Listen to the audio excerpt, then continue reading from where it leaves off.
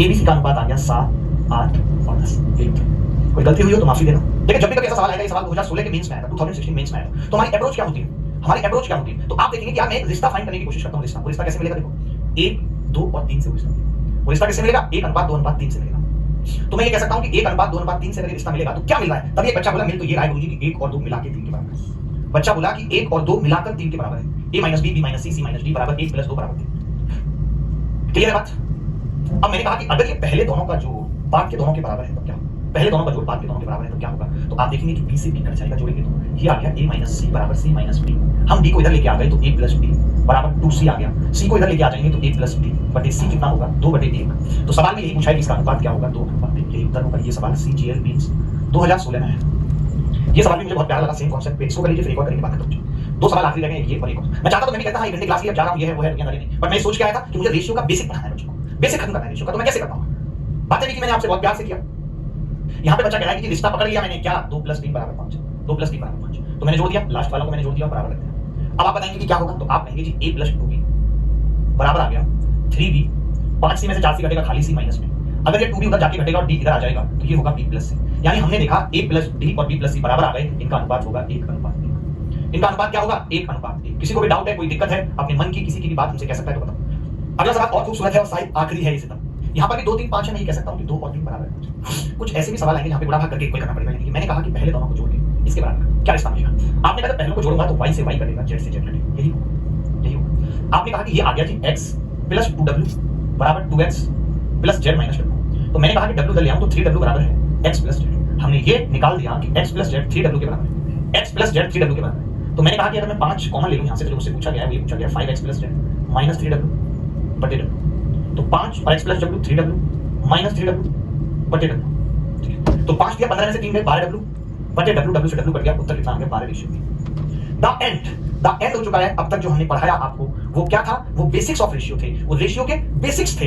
इतने बेहतरीन तरीके से हमने पढ़ाया, आप सब देखेंगे। 30 पेज मैंने भर दिए आने के साथ से। कैसे मैंने आपको बेसिक्स में लेके गया, देखिए रेशियो क्या होता है, रेशियो की प्रॉपर्टीज क्या है, डुप्लीकेट रेशियो, सब डुप्लीकेट, ट्रिप्लीकेट, सब ट्रिप्लीकेट क्या है, कैसे हम रेशियो को सेम थिंग का वैल्यू हमेशा सेम होने की बात करते हैं, क्या उसके फायदे हैं, किस तरीके से हम रेशियो निकालेंगे। और उस पे बहुत शानदार शानदार सवाल हमने किए, प्यारे प्यारे से सवाल। बहुत बेसिक क्लास थी जहां मैंने सिर्फ इतना सिखाया कि रेशियो क्या है, इसकी डेफिनेशन क्या है, इस छोटी सी डेफिनेशन, छोटे छोटे टाइपों पे क्या क्या सवाल बन सकते हैं, इन सब पे हमने बात की।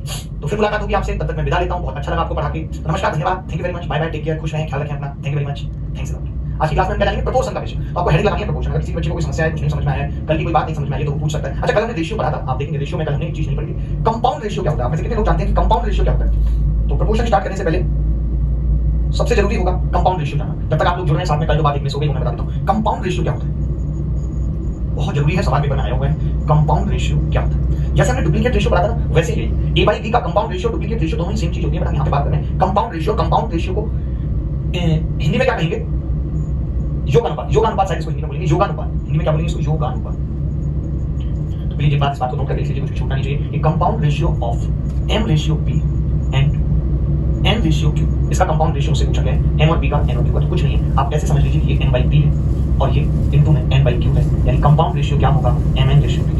दो रेशियो के मल्टीप्लिकेशन को हम कंपाउंड रेशियो कहते हैं। दो रेशियो के मल्टीप्लिकेशन को हम क्या कहते हैं? कंपाउंड रेशियो कहते हैं। बात क्लियर है कि समझ कब आया है?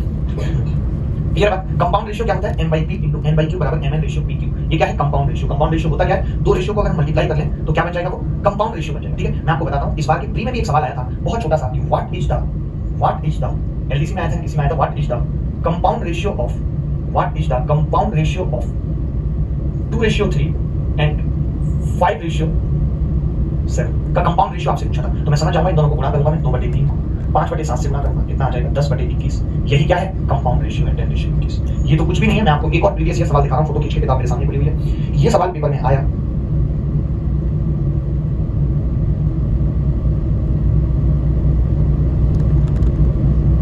आपके सामने है ये सवाल, सोचिए। ये सवाल पेपर में आया कंपाउंड रेशियो पे। मैं दिखाता हूं आपको इस सवाल को, पहले आप लिख लीजिए, फिर मैं लिखता हूं इस सवाल को। इतना समझ लिया, कंपाउंड रेशियो समझ गए क्या होता है? कंपाउंड रेशियो की बात समझ आ रही है सबको? ऐसा कोई बच्चा तो नहीं है जिसको कंपाउंड रेशियो वाली बात समझ नहीं आ रही। अगर आ रही है तो इसके बाद लिखेंगे compound ratio of the, compound ratio, ये सवाल पेपर में आया, कंपाउंड रेशियो ऑफ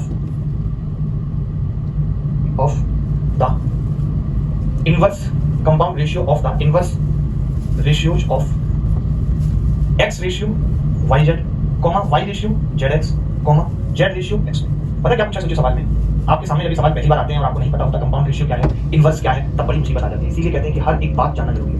इन्होंने हिंदी में इसका नाम क्या दिया है, मिश्र अनुपात। इन्होंने हिंदी में इसको लिखा हुआ है मिश्र अनुपात। क्या मिश्र अनुपात? तो पहले तो आपको मालूम है इनवर्स रेशियो क्या होता है। अगर मैं आपसे इतनी सी बात पूछूं कि भाई इनवर्स रेशियो बता सकते हो, तो आप कहेंगे कि इनवर्स को बहुत बार पढ़ाया आपने, इसको हम वोमेटा कहते हैं, यानी उल्टा होता है। जैसे वोमिटिंग उल्टी, तो इनवर्स का मतलब क्या होता है, उल्टा वोमिटा। अगर मैं आपसे पूछूं कि 2:3 का इनवर्स रेशियो क्या होगा, मैं आपसे पूछूं कि 2:3 का इनवर्स रेशियो बताओ क्या होगा, इनवर्स रेशियो, तो आप मालूम है क्या बोलेंगे, तो आप कहेंगे कि 2:3 का इनवर्स रेशियो होगा 3:2। आप क्या बोलेंगे, 2:3 का इनवर्स रेशियो क्या होगा, 3:2। ये बात क्लियर है आपको? अगर नहीं है तो समझ लीजिए। इसका मतलब मैं अगर इन सारे रेशियो के पहले इनवर्स रेशियो लिख लूं, अगर मैं इन सारे रेशियो के पहले इनवर्स लिख लूं, तो आप कहेंगे ये हो जाएगा Y Z ratio X, Z X ratio Y. सोचो कितना प्यारा सवाल पूछा है इसने, एक्स वाई रेशियो है आसान, बट कर वही पाएगा जिसको पता होगी हर कोई। अब मैं कहूं आपसे कंपाउंड रेशियो। अब कंपाउंड रेशियो मैंने क्या बताया बेटा, तो आप कहोगे अभी आपने बताया कंपाउंड रेशियो होता है कि मल्टीप्लाई कर देते हैं रेशियो को और कुछ भी नहीं। तो मैंने रेशियो को मल्टीप्लाई कर दिया वाई जेड बटे एक्स इंटू जेड एक्स बटे वाई इंटू एक्स वाई बटे जेड। अब आप देखेंगे एक्स वाई जेड कट जाएगा, एक बार ये आ जाएगा, मल्टीप्लाई करेंगे तो कि एक्स वाई जेड ऊपर बच जाएगा, रेशियो का ये होता है। कंपाउंड रेशियो क्या होगा, मल्टीप्लाई होगी, तो हमने मल्टीप्लाई कर दिया सबको, वाई जेड बटे एक्स, जेड एक्स बटे वाई, एक्स वाई बटे जेड, तो आगे एक्स वाई जेड रेशियो 1। यही सवाल का उत्तर था। अगर यहाँ पे इनवर्स ना लिखा होता, खाली इतना होता कि कंपाउंड रेशियो ऑफ दिस बताओ, तो मैं सीधे गुणा कर देता, उस केस में उत्तर आ जाता 1 ratio X Y Z. But inverse ratio का कंपाउंड पूछा था, तो मैंने पहले इनवर्स किया फिर कंपाउंड निकाल दिया। मैं चाहता तो पहले कंपाउंड निकाल देता फिर इनवर्स ले लेता।